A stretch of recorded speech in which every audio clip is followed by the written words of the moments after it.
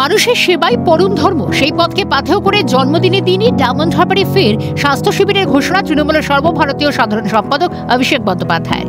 প্রথম দফার সেবাশ্রয় ব্যাপক সাফল্য মিলেছিল। এবার দ্বিতীয় দফায় 1 ডিসেম্বর থেকে 22 জানুয়ারি পর্যন্ত ডায়মন্ড হারবারের 7টি বিধানসভা কেন্দ্রে পর্যায়ক্রমে চলবে অভিষেক বন্দ্যোপাধ্যায় মস্তিষ্ক প্রসূত সেবাশ্রয় ক্যাম্প। এদিন সামাজিক মাধ্যমে অভিষেক লেখেন, মানব সেবার কর্তব্যকে শিরোধার্য করে স্বাস্থ্যসেবার মৌলিক অধিকারকে নিশ্চিত করতে আমি সেবাশ্রয়ের উদ্যোগ গ্রহণ করেছিলাম। ডায়মন্ড হারবার লোকসভার সকল নাগরিক সহ বাংলার বিভিন্ন প্রান্তের মানুষকে বিনামূল্যে স্বাস্থ্য পরিষেবা দিতে পেরে অন্তরের অন্তঃস্থল থেকে খুশি হয়েছিলাম। ডায়মন্ড হারবার লোকসভা কেন্দ্রের মানুষের বিশ্বাস, আস্থা ও ভরসার নির্ভরযোগ্য সেবাস্থল হয়ে উঠেছিল সেবাশ্রয়। কথা দিয়েছিলাম আবারও এই সেবাশ্রয় ফিরবে।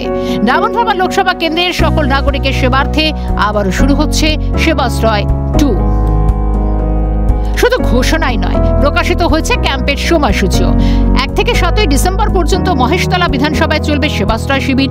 তারপর 8 থেকে 14 ডিসেম্বর মেটাবরজ বিধানসভা, 15 থেকে 21 পর্যন্ত বজবজ বিধানসভায়, 22 থেকে 30 তারিখ পর্যন্ত বিষ্ণুপুর বিধানসভা, 2রা জানুয়ারি থেকে 8ই জানুয়ারি সাতগাছিয়া বিধানসভা, 9 থেকে 15 জানুয়ারি ফলতা বিধানসভা, 16 থেকে 22 জানুয়ারি ডায়মন্ড হারবার বিধানসভায় হবে কর্মসূচি। এই স্বাস্থ্য শিবিরে ডায়মন্ড হারবারের মানুষ যেমন উপকৃত হন, সেরকমই রাজ্যের যে কোনো প্রান্তের মানুষকেও পরিষেবা দেওয়া হয়। সব মিলিয়ে অভিষেকের স্বাস্থ্য শিবির বঙ্গের স্বাস্থ্য ব্যবস্থার এক নতুন দিগন্ত বলেই মনে করছেন বিশেষজ্ঞ মহলের একাংশ। রাজা সাহা রিপোর্ট, ক্যালকাটা নিউজ।